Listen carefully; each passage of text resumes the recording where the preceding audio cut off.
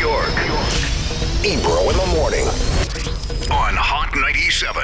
Ebro in the morning. I'm handling something here for my people. Shout to the University of Wisconsin. Shout to First Wave. Shout to my dude, Willie Nay. What's your name, sir? Introduce Michael yourself. Cirelli. Michael Cirelli, who's very active out here in New York City. Yeah, we run an organization called Urban Word New York City. And, we started this program in New York City that was to honor young poets with a similar title that they give to adults called the Poet Laureate. So we extended that to young people. It blew up, and within the last 4 years nationally, it's expanded to over 35 cities across the country. So, Mike, before we get to the young people you have in the room and you explain to someone like myself, the savages, the people not as informed as yourself, what a laureate is and a poet laureate is. You, sir, also, you work with a lot of wordsmiths and writers and people here in New York City doing amazing work to just to share, to tell their story, to, create entertainment and value in just the use of words and connecting with people, right? Absolutely. Yeah, and what makes this unique is that we know that young poets are, spitting bars across the country. That's and right. They're incredibly talented. A lot talented. of MCs started as poets. Exactly. We got a lot of them that come through our offices in New York. What we wanted to do to differentiate is we wanted to make sure that we celebrated the kids that were not only dope poets, but dope activists and leaders. So that's the little different So you got to do more than just write. More than just write. You have to have, a commitment to social justice in your poetry. You have to have a commitment to your community. So everybody that comes out of this program, they're all like incredible leaders. And it's phenomenal because you read the resume of like a 16-year-old and they've done more than I've done as a 41-year-old. So it's crazy, So that's who we're dealing with here. If anybody's tuned in watching this, Michael, how would they find out about these programs and just any of the amazing programs? I know shout to First Wave and the kids that come up here and get interns and work their way up through the ranks of media and music and all of that stuff. But how would they get a hold of somebody like you? Sure. The organization in New York is called Urban Word New York City, and the program is Youth Laureate. So if you look up Youth Poet Laureate or youthlaureate.org, that's how you can kind of connect with the national network. We intentionally work with like-minded organizations across the country. So they have to be organizations that are on the ground, in the streets, working with the young poets. It can't just be some phone it in, throw in your application. You have to be, doing this work on the turf. daily. Exactly. Touching the turf. Exactly. So introduce us to these young women you have with you today. Or introduce yeah, yourself. Yeah, How about exactly. that? Yeah, exactly. Awesome. Hi, I'm Amanda. I'm 19 years old, and I'm currently the Youth Poet Laureate of the West. Congratulations. Thank you so much. So I entered the program as Youth Poet Laureate of Los Angeles a couple of years ago, entered the pipeline of Urban World that way, and then a few years later, I had this opportunity to represent the Western region. Very cool. And you, young lady? Grab the microphone, pull it close. I'm Hajar. I'm currently the Youth Poet Laureate of Detroit and also the Midwest Regional Youth Poet Laureate. That's it? Yeah. And so for you, both of you, and Hajar or you, Amanda, writing poetry started when? Start with you, Amanda. Ooh, that's a difficult question because I'm not even sure if I would call it poetry at that stage. I think you could say that I started writing early on, maybe when I was like 6 or 7. I was very lucky in that I had a mother who really supported me in my kind of quest for chasing literacy. And for me, it started that early on because for me, it was a primary way of communication. When I was younger, I had a difficult time due to speech impediment communicating orally with people. And I discovered this magnificent experience where when I wrote my ideas down, I was not constrained by the limits of vocal voice. And so that was something that I really started exploring at a young age, 6 or 7, and I was really lucky to have mentors along the way who pushed me to where I am now. And Hajar, you? I started writing officially, consciously writing poetry about freshman year of high school, so it was 4 or 5 years ago. And like Amanda, I don't think I would have considered it poetry while I was writing it, but now looking back, I realized what it looked like and what that was. And why? And what was it about writing that you guys needed? I think, like Amanda, even though my situation's kind of different, I think that it did give a voice. Everyone has their own voice, and if you write regularly, I think that that's one thing you don't really lose is that your narrative and your sense of self. But I think it helped me realize that that's there. It can stand on paper alone, and then once you take it out, it becomes something else. So it's like, it just really, writing contains a lot of multitudes for me. It helps me cope in that sense. Got it. Well, before you guys get out of here, I want to hear something from each of you. So keep that in mind before we get to that. But just Amanda, you don't have no bars for us today. Yeah, you guys got some bars. Pull it up on the phone. Man, let's get to these bars. Yeah. You know, Michael, you work with a lot of kids, and you've been working with kids for a long time. Sure. I don't think a lot of people understand the value in writing, rhyming, and using words, and how it helps psychologically. It's like it's cathartic for people. And I don't know if that is often shared in homes, especially with youth that are coming from areas where they feel oppressed, they feel disenfranchised, they feel like nobody's speaking on behalf of them.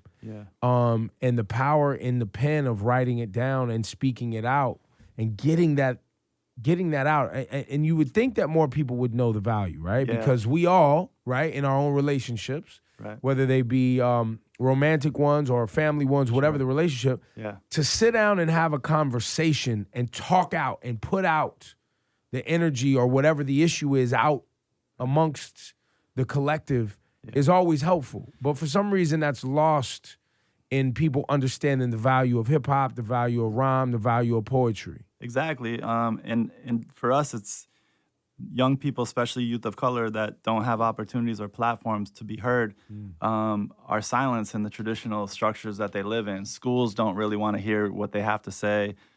City government doesn't want to hear what they say. So in order to create, if we were to create a safe space for them to express themselves, the work that comes out of that is transcendent. So it's just as easy as saying, like, I want to hear what you have to say. We devalue youth, inner city youth of color, and what they have to say oftentimes, in the structure of our government, in the structure of our city politics. So, this is a way for us to say, these young people deserve to be at City Hall. So for this program in particular, when Bill de Blasio was inaugurated as a mayor, he asked the Youth Poet Laureate of New York City to read at his inauguration. So it was like Harry Belafonte, Bill Clinton, and the Youth Poet Laureate. That was it. And that's really what exploded this idea to build nationally, to the point where this past September we were at the White House with Michelle Obama. So that's what we believed in. The young spitters can be at the New Yorican Poets Cafe and the Apollos, but we said, that's dope, but we want them to be at City Hall and at the White House. So it's amazing that dream was realized in just one one mayoral term. And that's why we're at the Gracie Mansion tonight to announce the winner of the whole country. And that's going down tonight. That's going down tonight at Gracie, yeah. All right, well, look, and you guys will be there. Yeah, one of them is going to be the first. So you have West represented, you have Midwest, and then there's somebody from the East. We got New York City in the finalists. We have Nashville, Tennessee, and Houston, Texas. So we got 5 regions of the country. And tonight we're also celebrating, 10 years of Youth Poet Laureate in New York City. So you get to see some of the top poets in New York City introducing these youth. Curtis Blow is coming through. He's going to open up the night with the First Lady. Right? Yeah. So yeah, it's going to be really dope. We're representing all 5 boroughs and then ending it with how this is become a national movement. And how is the laureate how is a poet laureate chosen? Because that's been a thing for centuries, I'm sure. Traditionally they're chosen based on their artistic excellence and the history of their success. For us, we take that into account, and we also take into account what they've done, or the content of their poetry if they're using poetry for social change. So Hadjer has an incredible, arsenal of poems just about her story and what type of change is needed for her to be supported as a young person. Amanda has like a gazillion awards. She just won the Ozzy Genius Award. They both go to basically Ivy League schools. Wisconsin. Ozzy Osbourne got a Genius Award? No, it's not Ozzy Osbourne. Black Sabbath got a Genius Award? You know what I mean? Yeah, exactly. But it's, so they're just, so that's how we're differentiating it. Not only are you a great poet, but you're a great leader, a great person, and that's what we want to celebrate. Here. And so is performance part of any of this? A little bit. They submit poems, a YouTube video, but we really take it on the strength of the writing and the strength of their character, what they've done in their lives. We felt like that's more important than, knowing how to spit your poem, although they're very good readers as well.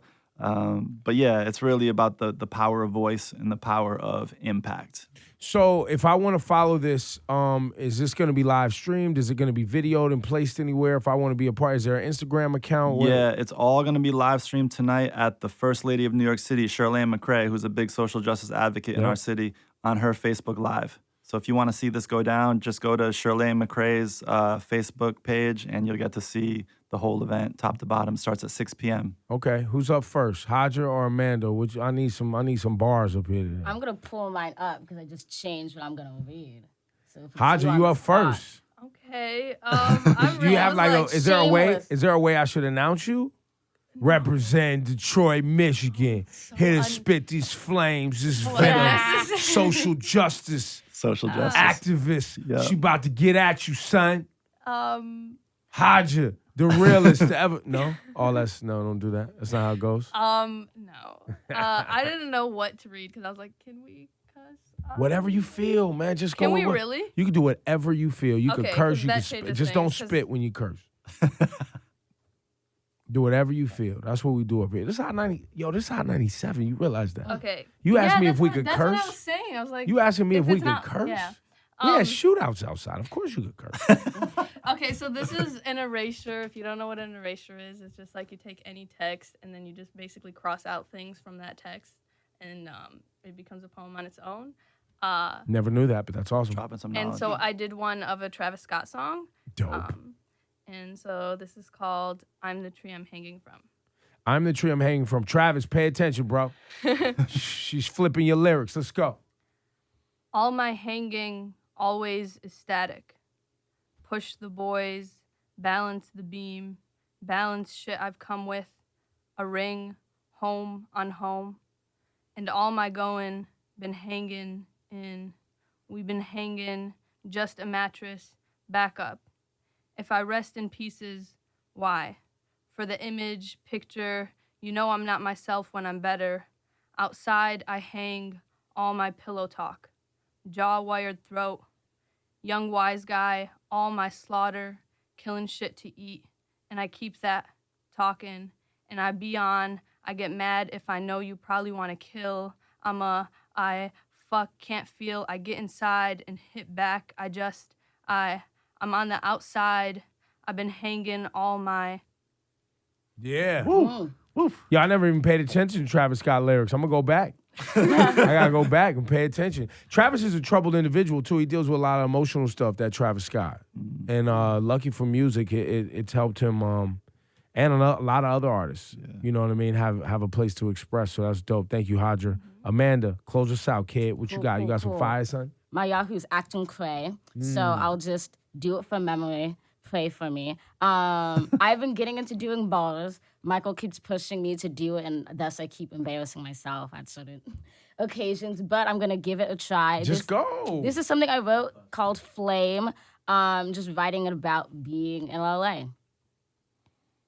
I'm that little twig, rockin' yellow, living on the avenue of heights in the ghetto. Concrete streets swallowed all my meadows. Brown skin down in city, all palmettos in this place. I'm the muse and the poet, teen and the queen. I'm trying not to blow it, put rage on a page every day. Yeah, you know it. So it, go it, throw it. Then I bring it back hours on the bus from school to home. A place of picks where my peers use combs. Sticks and stones can break my bones, but your words can't cut this foe I own. Sometimes they don't want to hear this chick. Nah. Talk them down, then I hush them quick. Legs like bricks to get through doors I always had to kick. I'ma keep them pounding. I'ma keep on hounding. I'm a rose from the concrete ground I was born in. Despite my surroundings. Let them know they can do the same. Your dream is yours to claim. And when it's dark, just spark a flame. Let them know you can change the game. Amanda. Woo!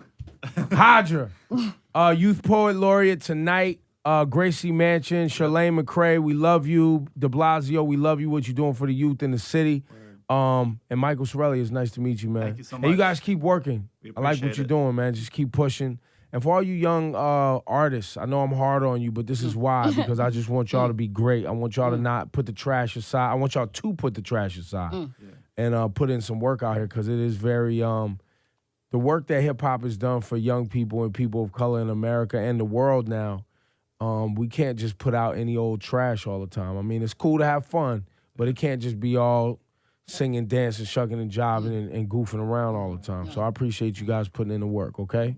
Thanks. Thank you very Thanks much. for having us. Yeah, no Thank problem. you. Thank you.